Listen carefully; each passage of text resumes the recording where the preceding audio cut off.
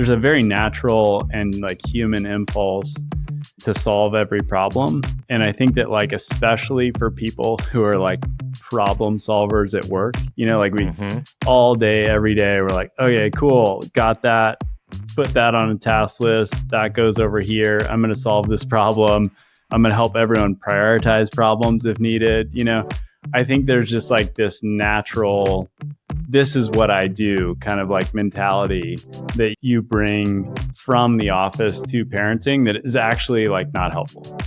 Welcome to Startup Dad, the podcast where we dive deep into the lives of dads who are also leaders in the world of startups and business. I'm your host, Adam Fishman. In today's conversation, I sat down with Lane Shackleton.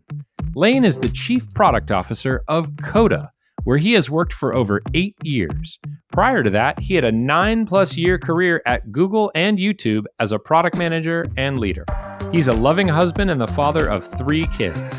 In our conversation today, we covered a ton of great topics, from the idea of setting up quests for your kids to help motivate them and teach lessons, to lowering the pressure on high-stakes parenting and recognizing that most challenges with kids can be solved with 2 simple actions. We also talked about the different types of overwhelm that you can experience as a parent and as a professional, and why parenting overwhelm can be so much harder to work through. We talked about the difference between leveraging technology as a builder versus as a passive consumer, and what he wants for his kids. If you've ever wondered what it's like to balance being an executive with coaching a baseball team full of 9-year-olds, then this episode is for you.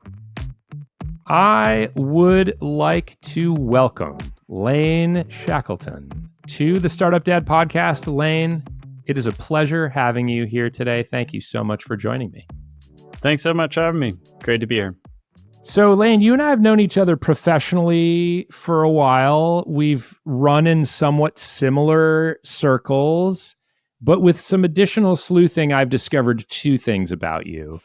One is that you have essentially done 2 things in life besides being a dad, which is why you're on this show.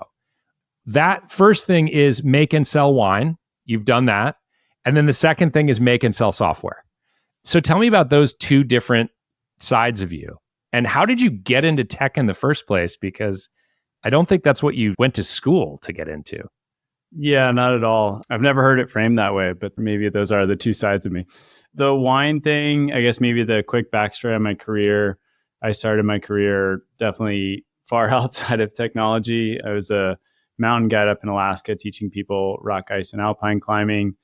That was a super fun summer job. I wasn't the best mountain guide, you know, but it was a great way to learn. And then I moved to the Bay Area around the same time my friend Ryan moved to the Bay Area, and he had just come back from working at Yellowtail in Australia, and he was working at this really fancy winery up in Napa. And we were pretty entrepreneurial kids. We were like 23 years old. And so we, you know, decided to make a wine brand. Very long story short, we made a ton of different mistakes along the way and had a ton of fun, really. Like, it was just inventing. Every day it was like inventing, figuring things out. You know, where are we going to get the wine? How are we going to do this? How are we going to bottle it? What's the label look like? Who's going to sell it? You know, all those things. And the thing that I took away from that experience was a physical product is so gratifying. Like, it's so gratifying to like show up to a party and be like, this is the wine. Like, what do you think? Right. And like, that's in such stark contrast to today when it's like millions of users out on, you know, and you're like looking at a dashboard. And so, you know, before this, we were talking about like loving talking to customers. I still love talking to customers for that reason, because I'd rather have the like human connection. And so maybe that's the thread that like ties those things together. But yeah, for the last, you know, 15 years since then have been building, you know, various forms of software at YouTube and Google and then Coda. Awesome. Well, I'm a big fan of what you all are building at Coda. So keep doing great work there. And maybe at some point we'll go back and have some of your wine. I'm sure it still exists. You probably have some hidden away. Yes. So cool. So speaking of going on adventures, we're going to talk about your kids in a little bit and your life growing up. But the first thing that I wanted to ask you about, I want to just jump right into one of the topics that you told me about, which is something that you've been working on recently, which is this idea of quests with your kids. And so when I think of a quest, I think of like, like Dungeons and Dragons style, like we're going on a quest. It's going to be amazing. We're going to go rescue the rune from this, cave or something. What does it mean to do quests with your kids, and why do you do them? Yeah, it's sort of just a made up concept. I think it's like mostly in my head and starting to become a real thing in the real world. I guess the background story here is that my son wanted really nice, expensive batting gloves, like where we play a ton of baseball, and I grew up playing baseball, played my whole life. And, it was kind of between his birthday and Christmas. And so, we were talking about this before. It's kind of like this latent period where it's like, I don't really want to just buy you stuff. Yeah. That doesn't feel right. That feels like actually a recipe for having kind of like an entitled child. So I think that just kind of like coming up with different ways to think about like, how do I teach, something with this motivation? Like, he's clearly super motivated. These things Bruce Bolts give a kid that plays baseball, they're pretty cool. They're like, nice leather batting gloves. I wish they were around when I was a kid. And so I basically just came up with, it's not a novel concept, but it said like, all right, you have to do some sustained bit of effort for like, not like, 2 days, but like 10 days. Right. Mm-hmm. And so the first quest he did was 10 days of 500 throws against a bounce back net. They're called like short hops in baseball, where you like pick it off one hop. We had been talking about working on that skill already. And then he was also, he wanted to improve. So there was kind of like this dual motivation. Like he wanted the thing, but he also like, knew that he needed to practice this other thing. Yeah. And so it was kind of like, oh, we can kill two birds with one stone here. And so he ended up doing that. And the cool part was like how much he leaned in. Like it was crazy. I was not expecting it. At first I was like, all right, so 500 of these short hops for 10 days. Like it kind of teaches you this idea that like I can kind of improve at anything if I just like practice it enough for a sustained amount of time. And so we'd get home from like a game or practice or whatever, and he'd be like, oh, I got to go do my like 500. And I'd be like, dude, it's going to take you like 30 minutes. Like, you sure you want to do that right now? He's like, oh, definitely doing it. So I got those like Bruce Bolts waiting for me on the other side. I've got this awesome reward. So I think as soon as I saw this idea that like, sustained effort plus like the right motivation plus like, hopefully, who knows if this actually teaches the lesson that I'm trying to imbue here. But I thought it was like kind of a fun way to get that level of engagement on something that, previously, if you draw a contrast between that and like how that might have gone, my options are like, buy him the nice batting gloves, teach him something different, make him wait a really long time. Sure. He just like kind of feels bad. Or, like some version of learning from it. So I think it's like kind of an interesting experiment. And now my other son is doing these because he's got things, he's motivated about. So it's a fun little way to sidestep this issue that I think a lot of parents have that we've had for many years, which is like, I just don't want to buy, everything for my kids and like teach them that, listen, that you just get everything handed to you. Right. Yeah. And I think like you mentioned, hopefully this kind of teaches him the lesson. You'll see, right, if he learns the lesson. Right. But I think like a couple of things are going to happen here. One, he did his 500 times 10, which is, 5,000 bounce backs. And he's going to get his Bruce Bolts, or he got them already. Yeah. And two, he's going to get better at baseball. Totally. There's no way that you can do 5,000 of those and not improve in some probably significant way as a young kid. And so like, it's a good lesson to be like, oh, by the way, there's another reward here that you got, which isn't the tangible thing. It's that you're now better at doing these. So next time somebody hits a one hopper to you, like you're going to feel that pretty quickly. And, maybe it's like a little bit pushes a little bit more the intrinsic motivation. That feedback loop was almost immediate, by the way. Like, on day 15, it was like, boy, you tended to like not have any problem with that short hop when you were catching. Like, is that, do you feel that? Or is it just me? And he's like, oh no, like I'm definitely. And so it's like, it's cool to see that there is an immediate feedback loop there, which is like the opposite of most thing in parenting, right? It's like, we'll wait 10 years to figure out whether we like screwed this kid up or whether they're, so anyway.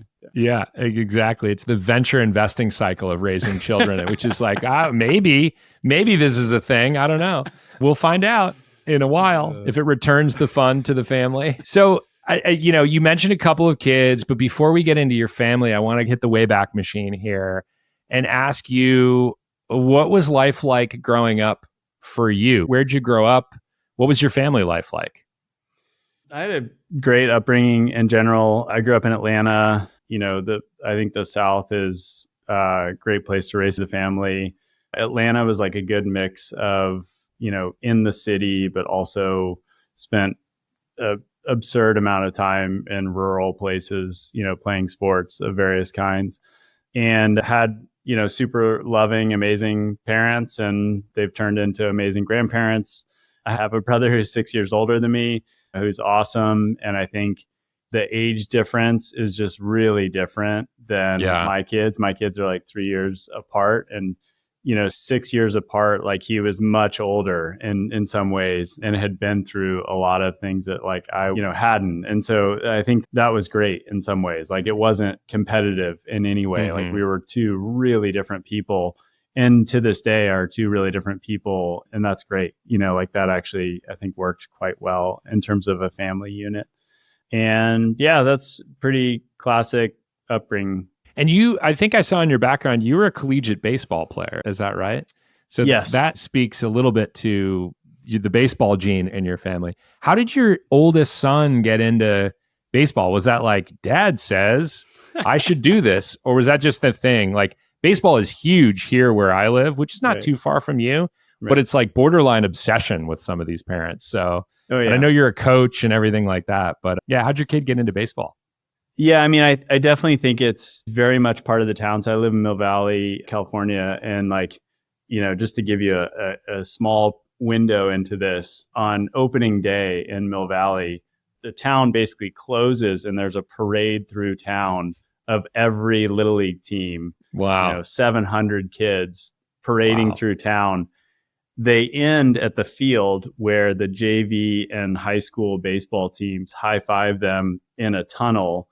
There are bagpipers playing, full steam. And then there's like a ceremony. So like, I don't know how we picked this place, but like, it seems, like some weird bit of serendipity led my love of this game and my kids' love of this game to this place. So I think it was like pretty natural in that respect. He loves tennis. He loves basketball. He loves all these other sports. And I think I'm just a big fan of like what you learn from team sports in general. And so I think that there's just a lot of lessons that I think just cannot be taught in a school-like environment that I learned from team sports. And so I'm happy for him to play whatever sport he wants. And, he plays them all. And, he's like better at some than others. And I don't really care. But I do think that some weird bit of serendipity led us to where we are. That's wild. I don't know that we have a parade here, but we do have like a huge opening day thing. Photographs, team pictures, like the whole center of town is taken over by all these different teams and stuff. So it's wild. Good. I did not have this type of a baseball experience growing up. So celebrate the kids. Yeah. Speaking of kids, you have 3 kids. We've glossed over that topic, but you have 3 and you have a partner. Tell me about your family now. How'd you meet your wife? And tell me a little bit about your kids. I met Meg, my wife. We were both working at Google. She was working in the Boston office for Google. This is a long time ago.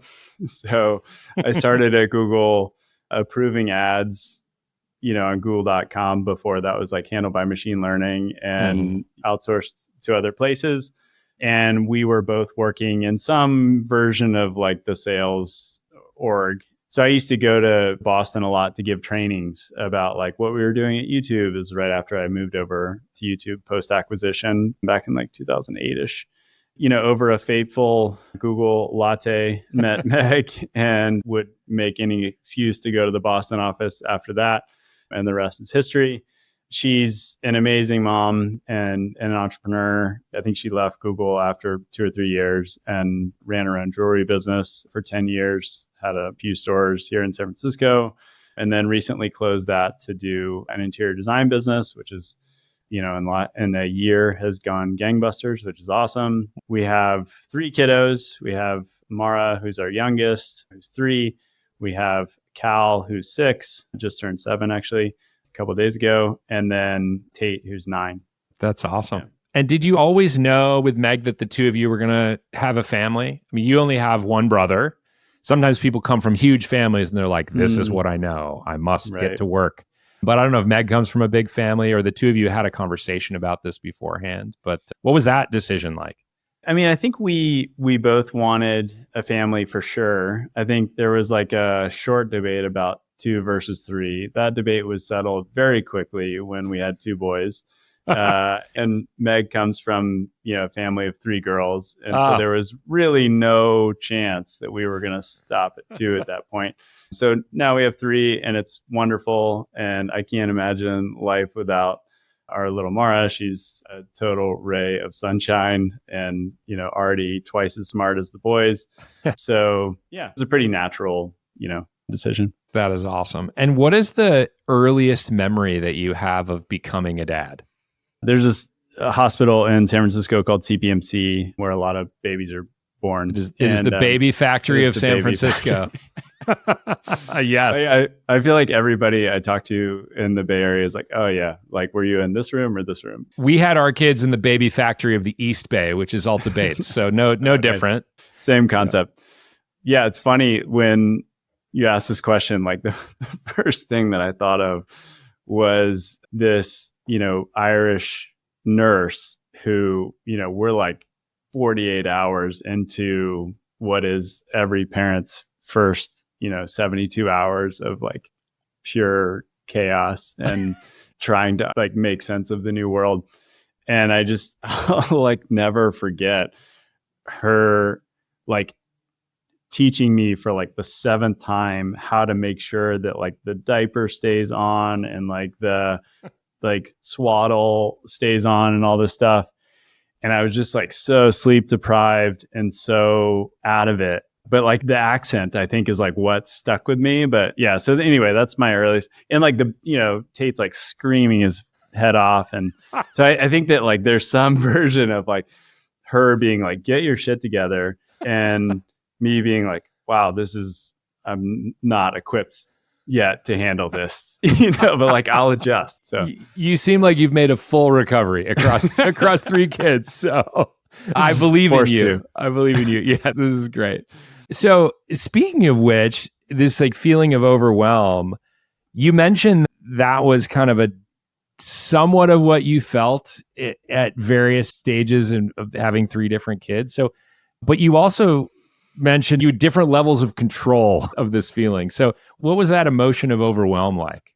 If you think about like the benchmarks of times that you've been overwhelmed, right? Pre-parent times that you've been overwhelmed, it's generally like in, a tough personal situation or a tough, work situation or like a tough kind of like, if you play like high level sports, like a tough kind of like sports situation.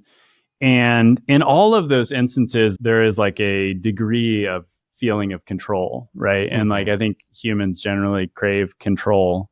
And in a tough work situation, you go talk to this person, you go talk to that person, and you consult and you kind of like make a plan and blah, blah, blah.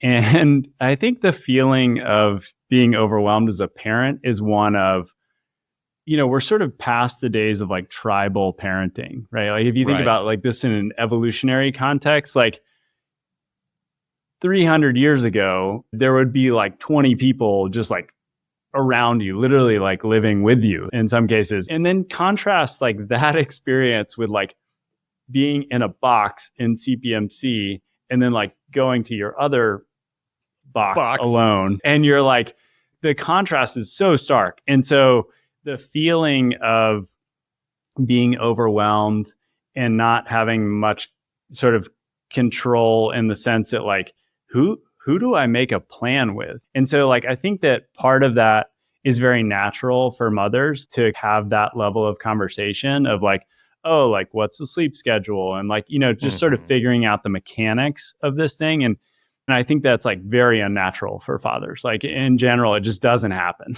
like, and maybe I don't have, the right friends or whatever, but like, that's just not a topic that often comes up unless you're like really curious and proactively seeking out that knowledge, which like, I think to some degree I was, but not nearly enough. And so I think it's just a different feeling of, overwhelm than when you can be like, oh, I'm very physically tired in the sport thing. I can like make a plan for how to do that. Or I've got this like tough personal thing. And like, this is kind of the archetype for that. And, there probably are, resources like this podcast actually that would have gone a long way in that respect. So yeah. Appreciate what you're doing here. Thank you. It is one of the reasons that I started this because there just aren't enough of those conversations happening between dads, between and amongst dads. So on that note, what are the things that you've discovered as kind of the most surprising aspects of being a dad? I say this to like new parents a lot, but I think the thing that you realize is that before you become a parent, all anyone wants to talk to you about is like how much your life's going to change, how you're not going to sleep, like kiss your hobbies goodbye and all this stuff. And like, to be honest, I got like pretty tired of that talk. Like I was like, okay, like I get it. I'll adapt. Like humans have been doing this a long time. But the thing that people like, I think can't articulate is like how good it can get, right? Or like how interesting or like what the feeling of,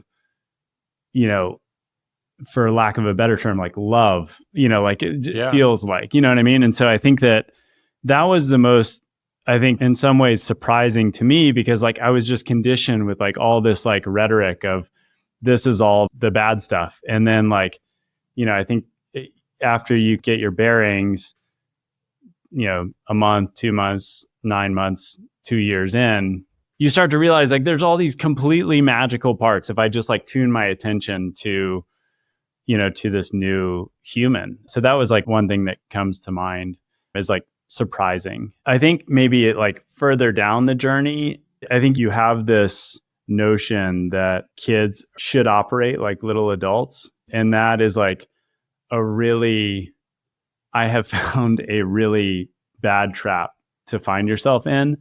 And alternatively, like if you flip that sort of on its head, like I think that the right answer, at least for me, is that we should probably all be more kid-like. Like we all take things really seriously, and myself included. And so I think upon time and reflection and, 9 years later, like I think that's like a surprising but different takeaway that I have to like remind myself of.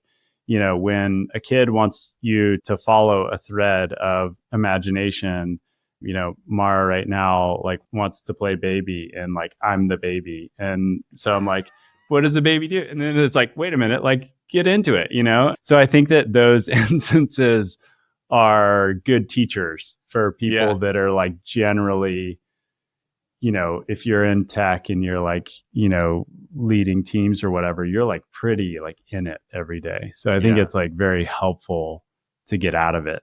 That's awesome advice. Somebody else on the show has talked about this idea that everyone just kind of inundates you with the bad as it's happening. And it's like, I've never thought about it is because it's hard to kind of put into words the good.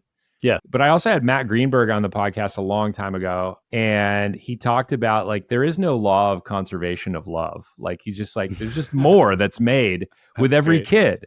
And so that was probably the closest thing to putting that into words that I've ever heard, which I thought was a good I love that concept. But I love that. And I love the concept of being just aspiring to be more kid-like and kind of recognizing that like, they're not fully formed adults when they come out. Like, and there's a lot of exploration that they need to do. And, you know, it's taken me 40 plus years to be the way that I am.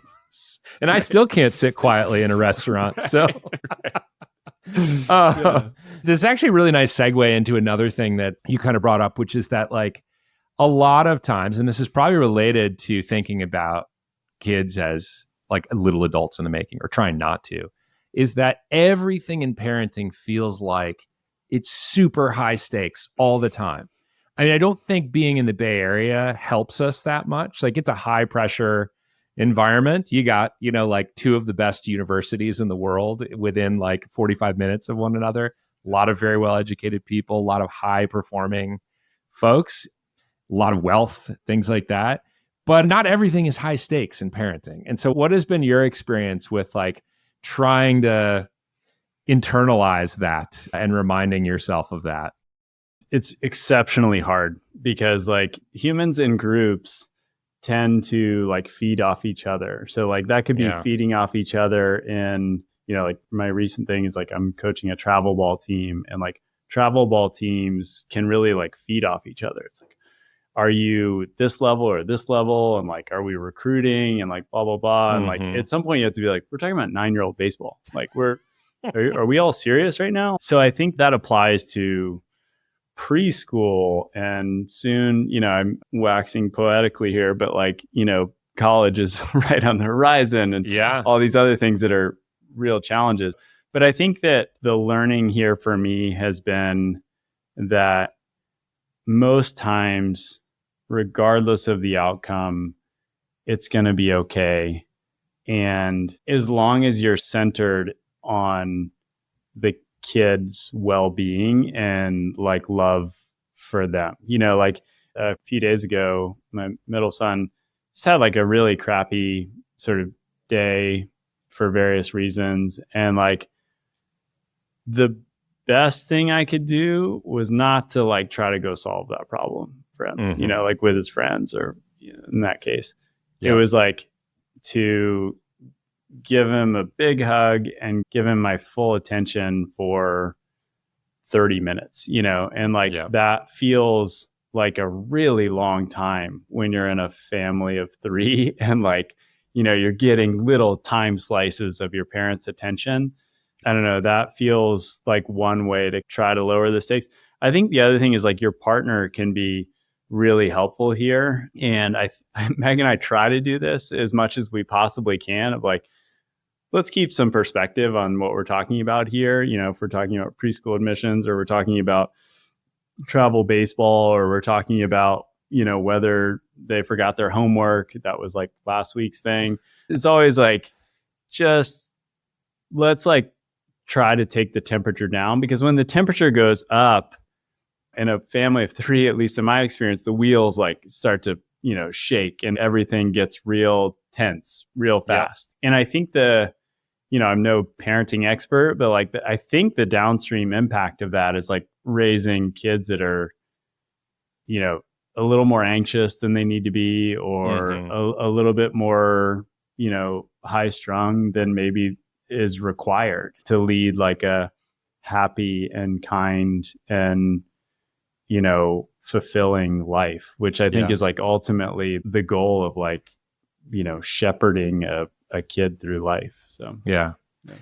And so you mentioned as part of taking the temperature down, you just told a little quick story there about last week and your son, or a few days ago when your son, Cal, had a hard day. And, your sort of recipe there was not to go solve this problem, but to like spend some time with him, give him a hug.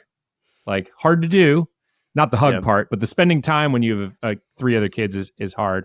And you mentioned too in our prep for this that a lot of problems can be solved with a couple of kind of very simple things. Time was one of them. So what are the 2 things that you kind of fall back on?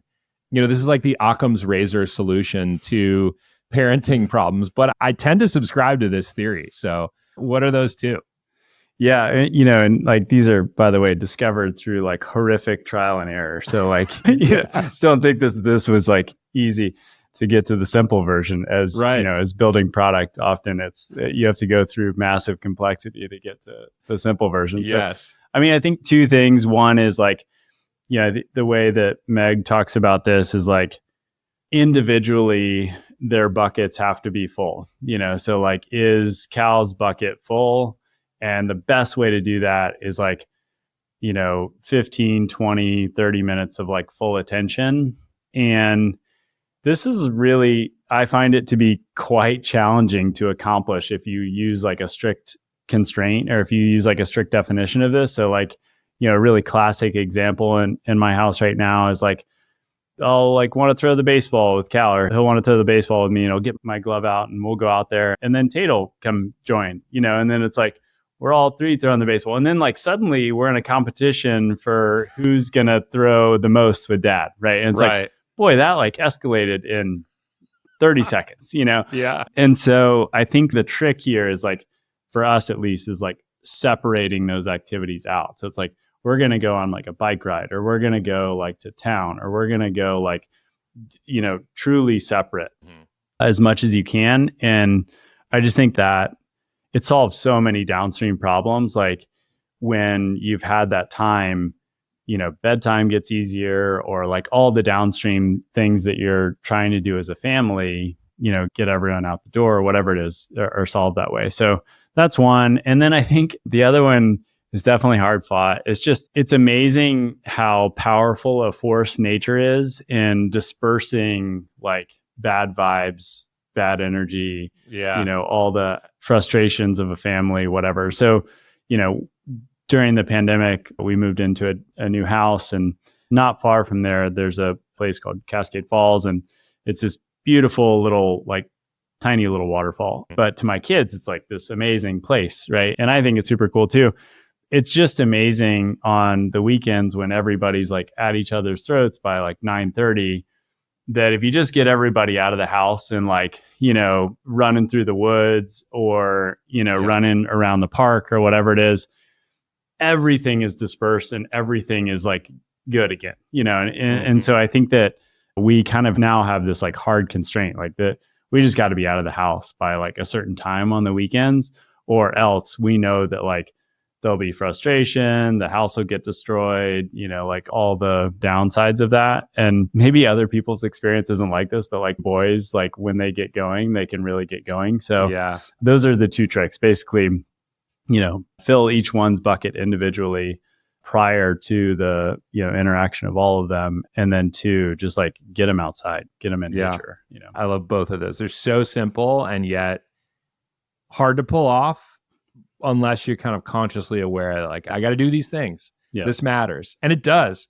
It completely changes stuff. That's been my experience as well. So I love those too. A little bit of a fun one, but what's your favorite book to read to your kids?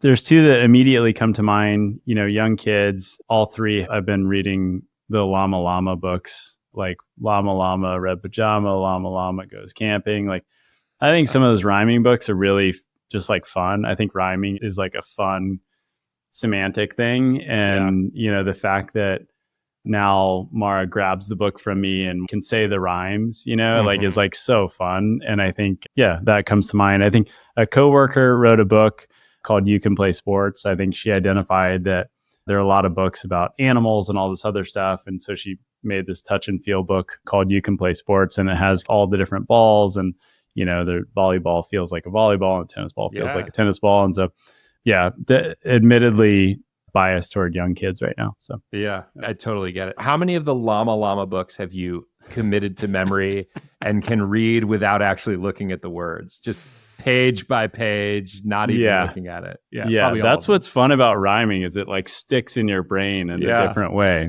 Totally. I would say at least 50%.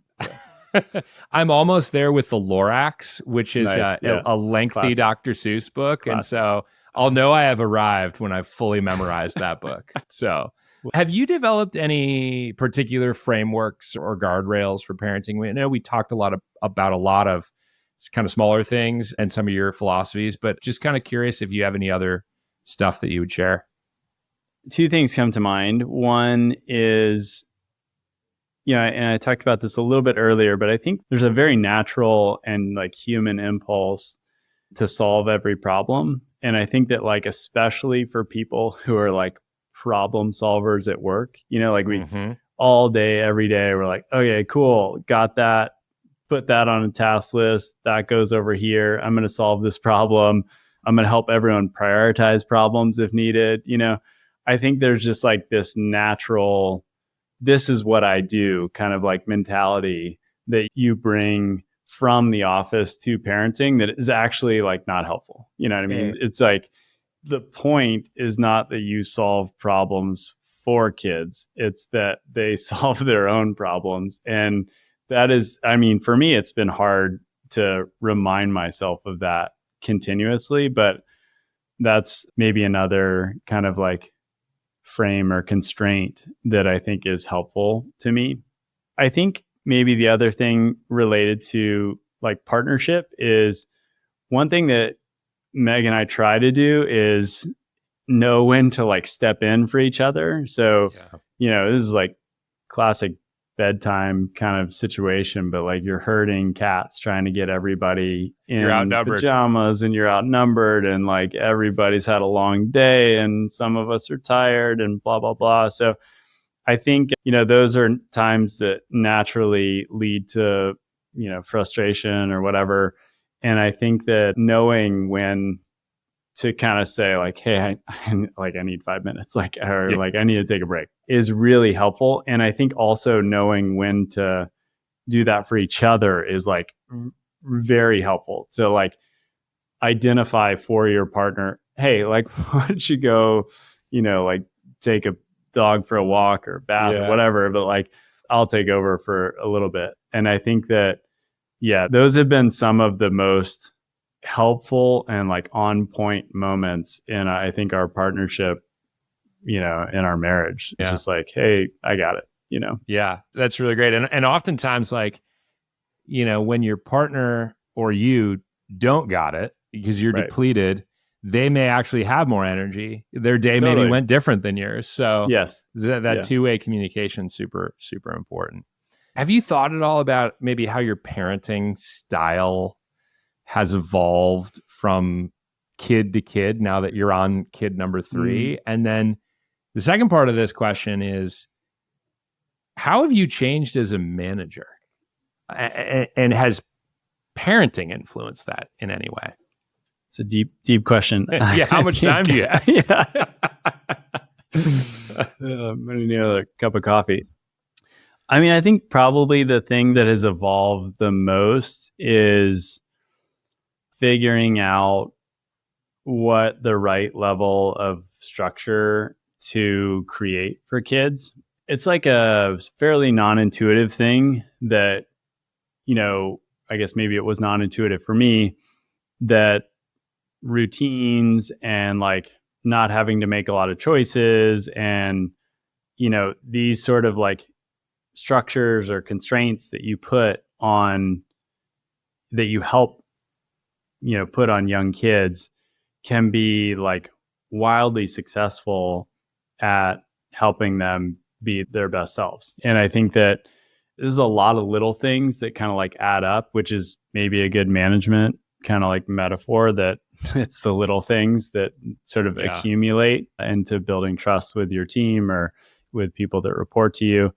I think I've kind of figured out that, look, if we can get everybody into a routine that is well understood, that they'll be, the best version of themselves, they'll be happier because like they know what's expected of them. The parenting advice I've heard a lot has been moments of transition where like the expectations aren't clear are some of the most difficult moments for kids. And so, if you think about that in terms of constraints, and I think, a good kind of like design principle is just like, what constraints do we want to apply to this problem?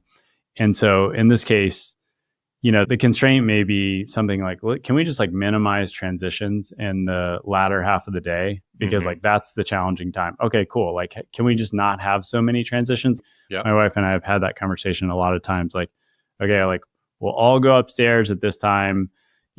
Then like the expectation is immediate brush teeth and then the immediate thing, and so like, it's just a routine, but it also has a set of expectations that don't change every time, and I think that, boy, that's a good, in my opinion, management metaphor. Like, are the expectations clear? I think Claire Hughes Johnson, who's the former CEO of Stripe, when I worked in her group at Google, she had this phrase that I love, and it was basically like, people need to know the game that they're playing, the rules of the game, and how to win. And I think that those types of constraints help people operate within the, kind of boundary conditions that are going to make them successful. And then they know, oh, this is what success looks like. And I can then operate in this world versus, the opposite is sometimes paralyzing when you don't have a good understanding of those things. Yeah. It's somewhat related to the quests concept that we talked about at the beginning, if you think about it as a game with rules and an outcome and stuff like that. So it sounds like you and your wife have a really good partnership, which is important, as we all know. And I hope this does not lead to any challenges at home. But where's an area that the two of you don't agree on when it comes to parenting? I'm trying to think of like a real fundamental disagreement. I don't think we have a big disagreement. I think sometimes I'm a little bit more inclined to quickly move beyond, a problem. And I think that I definitely understand why that shouldn't be the case sometimes. But I would say, like, I think part of it is my norms, my upbringing is probably more comes from this like idea that, okay, you made a mistake, you understand the mistake, let's move on from it. And I think that the thing that Meg has done that's quite helpful is like, okay, like, what are we going to do differently next time? And that kind of leads to this idea of like constraints. That's something that like took some discussion to figure out where are we like on this. And I think like I probably learned a bunch from her and she probably, internalized a little bit of my perspective there. But yeah, no fundamental disagreements. Well, that's good. Yeah. That's a good thing. We're positive. 9 out of 10. Okay, so I wanted to ask you a question that overlaps a little bit with your professional life. When you think about the relationship that you want your kids to have with technology, especially as they get older, what is that relationship? How do you talk to your kids about technology usage? This is a really complicated topic. I don't think I have all the answers. My thinking is always evolving on this topic. Two things have probably influenced me a lot here. One is the story of Bill Gates and his kids and like not allowing, cell phones and some of those bits of technology until, much later, 13, 14, 15. I think, on the one hand, I feel somewhat conflicted in the sense that some of my most memorable times, some of my most like wonderful, focused, holistic, mindful experiences have been outside of technology. So, in nature, climbing, surfing, on a hike, watching a sunset, like all these things that I think are in some ways just like in opposition to tech, which I think creates like a real tension. And then on the other side, like I think the idea of creation in software and building and making things for other people has been like intensely gratifying in the last like 15 years.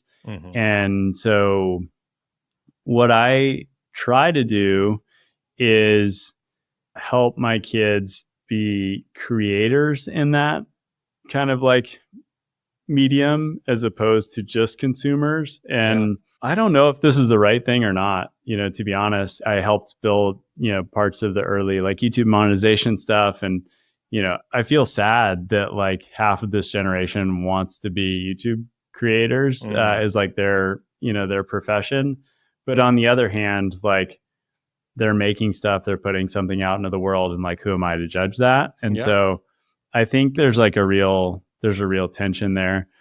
I think the thing that probably underpins that and like is maybe universal for me is building like resilient kids. And so in that way, the ability to learn new things, I think is just totally essential for any adults. And thus like you want to imbue that idea from early on. And so I wouldn't say we like really shy away from technology. I'd rather them, just get proficient wherever their interests take them. And I think that's really cool, like to see kids interact with technology and be really interested, which I think feels different to me. And I'm not sure how to, talk about this specifically, but I think it feels really different to me than just being like a consumer of TV shows. And like, that comes from Yeah. someone who watched like a ridiculous amount of TV as a kid. So like, who, again, Yeah. it's a complicated topic Yeah. and I feel very No, conflicted. I think it is complicated, but I think that is a really good distinction to make is like, do you use technology to build and to explore your creativity and to be kind of an active participant? Yeah. Or are you a passive consumer? And, I do think also there's probably something different about the TV that we watched versus, TikTok or YouTube Reels and the storytelling that was a bigger part of our childhood. So, but yeah, I'm no expert either. I just like asking people this question. And I think that's a really good distinction to make, this sort of builder versus consumer, which is fascinating. What is something you had to give up to become a father? Very specifically, I was running this wine business on the side while I was working at Google, and I would work on the weekends on the wine business. And it was super fun. It was like my personal crash course in like brand and marketing and design, because I was like just the person doing all of that. So when Tate was born, I left Google and joined Coda. And around that time, I just sort of said to the wine business partners, like, I got to be a silent partner. Like, this is too much at this point, which I don't often do. Like, but that was one of those instances where I knew I was over my skis. That's like maybe a very tactical answer. I think I still try to channel that energy, that same energy of like makerness into, Coda and the things I make here. And then also with my kids, like, my middle son loves to build, like he just wants to build anything. And so like we'll build random birdhouses and boxes and like, just try to channel that energy a slightly different way. And honestly, in a more probably a rewarding way in the end. But those are the things that come to mind. I mean, I think like everybody else, free time, sleep, all those things. But those are kind of mundane. When you think about having a family, 3 kids and a partner and, run a product organization at a fast growing startup, that's a lot that can get overwhelming for any human. How do you center yourself or recharge? What's like on your go-to list of tools to kind of, take a beat, I guess? I've had some version of a mindfulness practice, meditation practice for like, oddly enough, like 20 years now. So since I was, in high school, that certainly helps. And it's very hard to characterize how that helps, but it does. I'm confident in that. The other thing is like having a reason to stop. You know what I mean? Like, so that's why coaching is a generally very positive way to like disconnect, because you're saying to your coworkers and to yourself and to your child that like they're the priority. And there's no better way to do that than to explicitly do that with your time. And not just like, sort of low quality time, but like very focused time, like there's really no better way to disconnect than to like jump off Zoom, jump in the car and start yelling at 9-year-olds. Like it just, I can tell you it's very cathartic. I'm kind of joking, but like, I think that's a good way to unwind. The other thing is like, I think every parent still needs to have something for themselves. And for me, that has been continuing some sort of like athletic pursuit, whether that's like when Tate was young, I was still climbing a bunch. And, in the pandemic, I got like obsessed with tennis. And so, I think the way I operate is usually like get really obsessed with something, want to know everything about it, want to learn everything about it. And did that with tennis. And that's been really gratifying. Like it's been really nice to kind of have that outlet to learn something new and disconnect from everything else. Yeah. Last question for you before our brief rapid fire round, which is, you worked at one really big tech company, Google, YouTube. You've worked at one very fast growing tech company, Coda. What are your thoughts on the notion of, startup hustle culture and how that fits in with family life? What have you specifically done to like work with that or through that as a dad? Yeah, I mean, it's definitely challenging. Like when the volume of work is like just the sheer volume numbers, the number of hours in the day. So that is a constant struggle. I think everybody deals with that, especially if you take your career like seriously, or you take your customers seriously and they're banging down the door and stuff like that. I mean, I would say there's two things that I've learned there. One is when Tate was really young, I had just started at Coda, and I was like commuting all the way down to Mountain View from San Francisco. It was like a really long commute. And I think I made the mistake of just missing some of those hours, and those hours that are like right after work, right before bedtime and all of that. And I definitely sort of resolved to not make that mistake later. And so I leave the office at 5 p.m. or I leave work at 5 p.m. every day. And, I think I'm very lucky to work in a mature startup. Like this is a place where people came from many other, companies that have had long careers. And so they understand what it's like to have kids. I don't think I could have pulled that off at, a super early stage startup with all, people without kids. It's just different level of understanding of that problem. Yeah. So I think that has been incredibly helpful. I feel very grateful for that. It's a big difference if you think about like 1 hour with a kid versus 3 hours with a kid. Like a 3x difference is like a lot in the evening time. And like, of course, you want to spend time with them in the mornings, and, if you can, pick them up from school and stuff like that. So I think that's one piece of it. I mean, the other thing is, everybody's like, some people are morning people, some people are night people. I have this problem where I can be both. Like I can do the night shift, and then like I'll do that for a while, work at night, and then like sometimes I'll work really early in the morning. Yeah. And so usually I'm at my best when I'm going to bed early, waking up at 5 o'clock, doing a bunch of work before everybody gets awake and on Slack and all of that. So that's definitely the best, to accommodate the volume of work. I think that's the best thing I can do. Yeah. All right. On that note, if you have a few minutes for rapid fire, possibly my favorite part of the show. Let's do it. Okay, here we go. What is the most indispensable parenting product that you have ever purchased? Hands down, sound machines. Yeah, they're blaring violently in our house. Yeah. What is the most useless parenting product you've ever purchased? Most everything else. Yeah. Love that. Yeah. Finish this sentence for me. The ideal day with my kids involves this one activity. Hike to Cascade Falls, being out in nature. What is your go-to dad wardrobe? My wife sometimes makes fun of me because I will have jeans and then like sneakers, like kind of dorky sneakers on. That's not a good look, apparently. And then more recently, someone actually said this to me. They said, I've only seen you in Cubs gear lately. I'm coaching the Cubs right now, and so I'm in a Cubs hoodie and hat usually. So. Awesome. What is the favorite age for your kids? I think 3 to 5 is like the most fun age, because you just get to hear this like pure stream of consciousness. Like, I'm just gonna tell you exactly what I am thinking, feeling, seeing, and it's just very cute, and like all the kind of missed words and aminals, and it's all like kind of a treasure that is fleeting in some ways. I love that. Cool. Yeah. What is your least favorite age? On a plane with a child who's 1 year old. Yeah, for sure. That's very specific.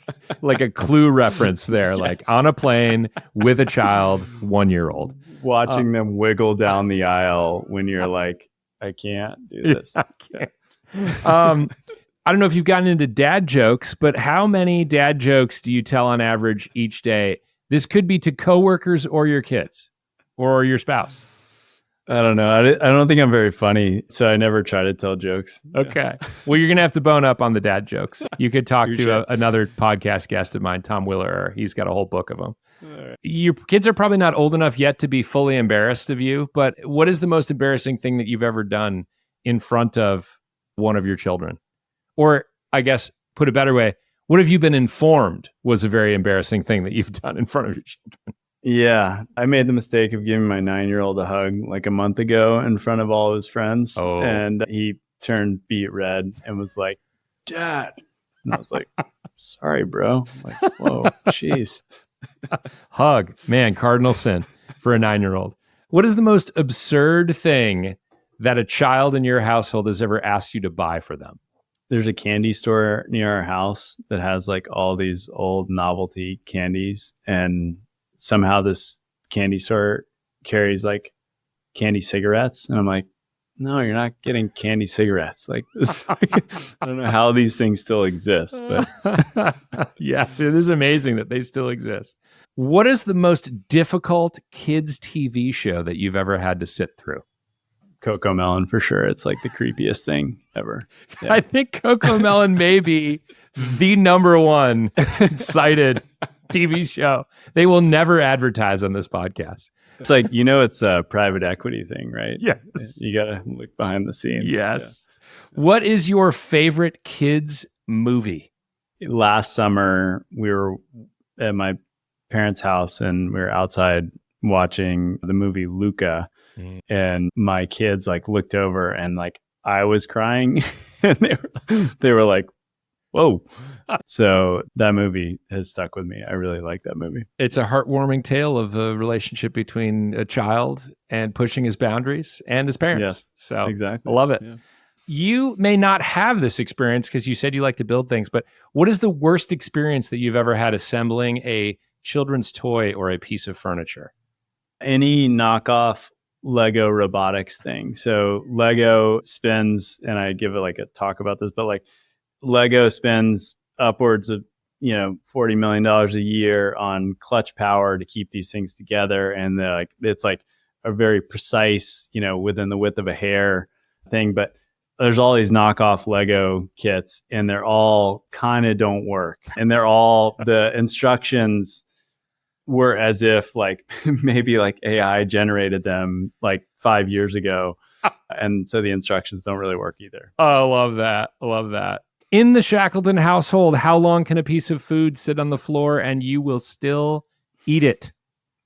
A very long time. Yeah. A very long time.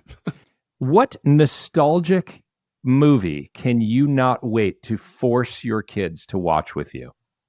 First thing that comes to mind is Field of Dreams, baseball reference. Yep. Yeah, classic.